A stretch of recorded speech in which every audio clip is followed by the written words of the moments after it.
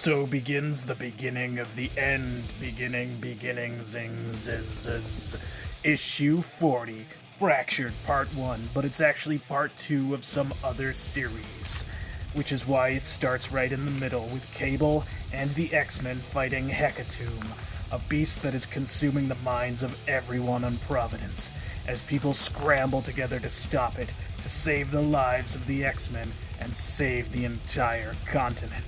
Deadpool is playing cards and losing. The fight continues as constantly people are giving Cable advice on what he should do until he says enough.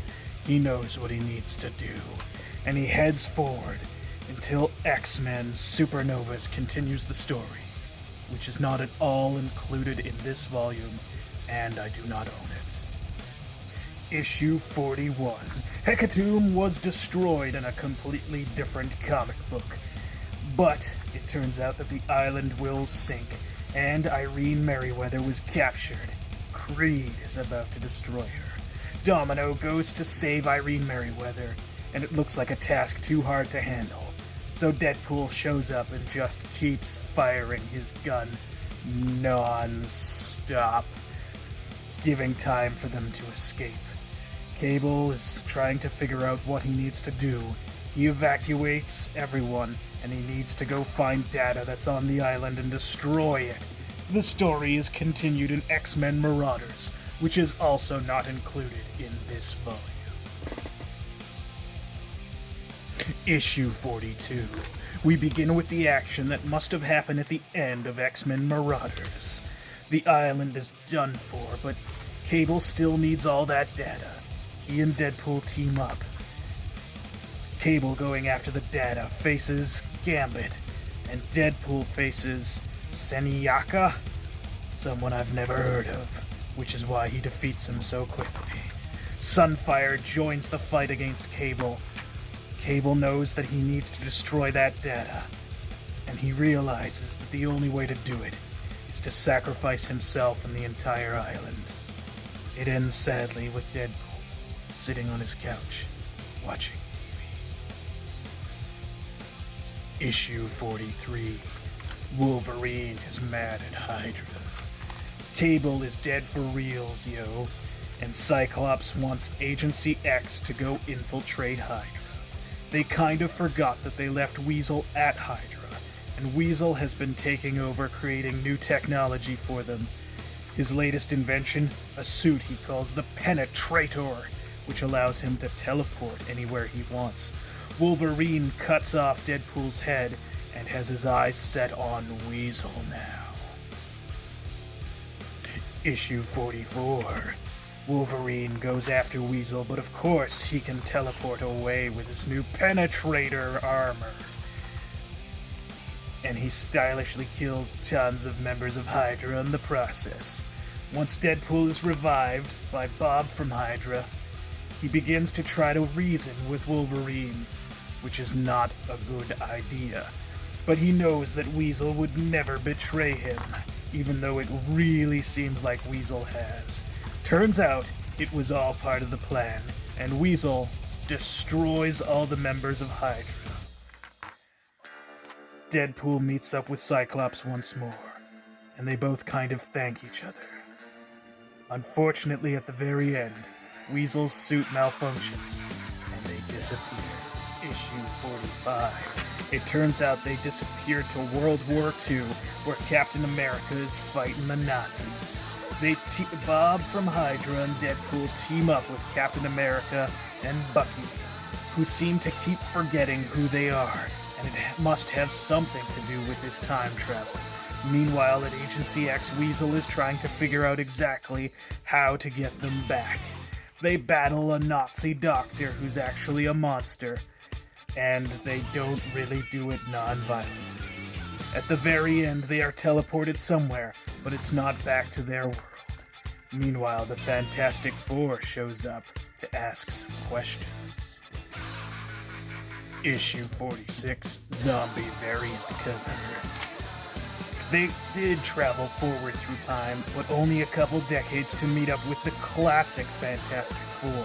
Meanwhile, the modern one is being sent back in time by Weasel to go find Deadpool and Bob from Hydra. They whirlwind around through time, but miss them just as they're heading back forward through time. Eventually, everything crashes together and they do end up in the correct timeline. They're invited to poker, just not Deadpool, Weasel, and Bob from Hydra. Sad and heartbroken, they eventually find out that they have a job offered by Stephen Strange. Issue 47. So begins a two-parter I don't really care about. As Deadpool and Bob from Hydra are sent from dimension to dimension to kill off monsters, aliens, creatures, without really any explanation as to why. Why does this have anything to do with them? And it turns out it has everything to do with something that Deadpool did many issues ago. He didn't properly kill T-Ray, and the Black Mage's power spread throughout all the different multiverses. So he pulls the sword out, but unfortunately, that may be bad news for him. Issue 48, which I also don't care about.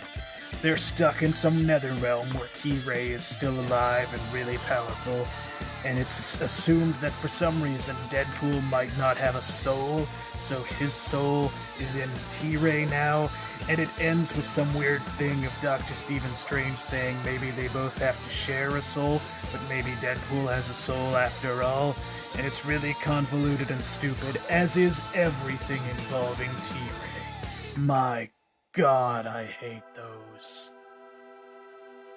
Issue 49. Deadpool and Agent X are fighting, as per usual. Irene Merriweather tasks them to go to the Savage Land. They say hello to Kazar. While there, it turns out Brainchild is using some magnetic polarity device to do some bad things. The dinosaurs are about to attack them, but they send them to Genosha. But it turns out that they sent them to the Genosha Embassy in Manhattan.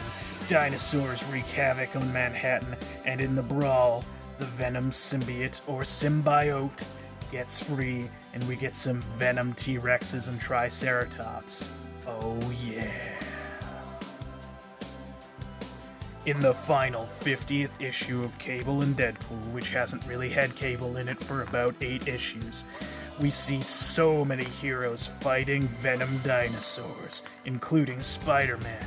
Alex Hayden decides to sit it out. A Venom T-Rex is attacking. Ms. Marvel shows up. The Fantastic Four take party and join in. Everyone fights together. And yes, even Alex Hayden decides to help out as heavy as he can. Deadpool takes things seriously because he enjoys this teamwork. He gets a message from the future that this device can destroy the symbiote, or symbiote, if you will. He allows a T-Rex Venom symbiote to try to take control of him so quickly, and then stabs himself in the eye with the device, destroying the Venom virus. The comic ends with Deadpool sitting on his couch watching TV, and slowly, more and more of his friends gather beside him. It's just as it began, but this time, it's not over. So yeah, I really like this series. I hated the T-Ray stuff, but I always hate the T-Ray stuff. But that was a great issue to go out on, and it was kind of funny that Deadpool kept joking. I'm sure they'll bring Cable back. I'm sure they're just waiting for a good crossover, and they never really did bring him back. He just got that message, which just says from the future. It doesn't actually say that it's from Cable, but no, I thought that was kind of a touching ending, that it came full circle and has the couch and the TV. This volume does include the special that they had, which was the Great Lakes Avengers stuff, and it's just a series of like short little 7-page comics. I think there's one where he goes on a date with Big Bertha, and but I think she shows up in her whatever, date with Destiny, yeah. Shows up in her skinny form, and he shows up kind of as his superhero form, so he was a little bummed out by that because he only liked her in her superhero form. But no, it was good. But at the same time, I feel like I almost missed Cable for a while, and but it was again, like I've said a couple times, it's one of my favorite series, and it was a pleasure to reread this, to record this web series. So join us next time for. Thank you for watching, and as always, stay cuddly.